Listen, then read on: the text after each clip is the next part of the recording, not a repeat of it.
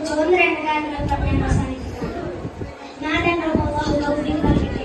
നമ്മെല്ലാവരും അല്ലാഹുവിന്റെ ഹബീബിനെ സ്നേഹിക്കുന്നവരാവണം. അല്ലാഹുവിന്റെ ഹബീബിനെ സ്നേഹിച്ചത് മനുഷ്യർ മാത്രമല്ല, അതല്ലേ ഒരു ദിവസം മദീന പള്ളിയിൽ അല്ലാഹുവിന്റെ ഹബീബ് കുതുബോധാൻ മിമ്പറിലേക്ക് കയറിയത്. ആ സമയത്ത് മദീന പള്ളിയാകെ വിറപ്പിച്ചുകൊണ്ട് ഒരു കടത്തൽ അവിടെ കേൾക്കുകയുണ്ടായി. സ്വഹാബത്താക്കൾ മുഖത്തോട് മുഖം നോക്കി ആരും കയറുന്നതായി കാണുന്നില്ല. അപ്പോൾ അല്ലാഹുവിന്റെ ഹബീബ് ആ മിമ്പറിൽ നിന്ന് ഇണങ്ങി ആ പള്ളിയിലുണ്ടായ ഒരു പള്ളി മിമ്പറിലേക്ക് പോവുകയാണ്. എന്നിട്ട് ആ മിമ്പറിനോട് പറഞ്ഞു, നീ കരയല്ല മോനെ. സ്വഹാബത്താക്കൾ കരയാൻ തുടങ്ങി. കാരണം കരഞ്ഞ് ഒരു മിമ്പറായിരുന്നില്ല. ഇന്ന് എന്റെ മുകളിൽ കയറി അല്ലാഹുവിന്റെ ഹബീബ് കുതുബോധില്ലല്ലോ എന്ന് വിചാരിച്ചുകൊണ്ട് ആ മിമ്പർ കരഞ്ഞതാണ്. ഒരു മനുഷ്യർ മാത്രമല്ല, ജീവനില്ലാത്ത വസ്തു പോലും അല്ലാഹുവിന്റെ ഹബീബിനെ സ്നേഹിക്കുമെന്ന് കേൾക്കുമ്പോൾ നമുക്ക് അല്ലാഹുവിന്റെ ഹബീബിനെ സ്നേഹിക്കാൻ നിർബന്ധമാണ്.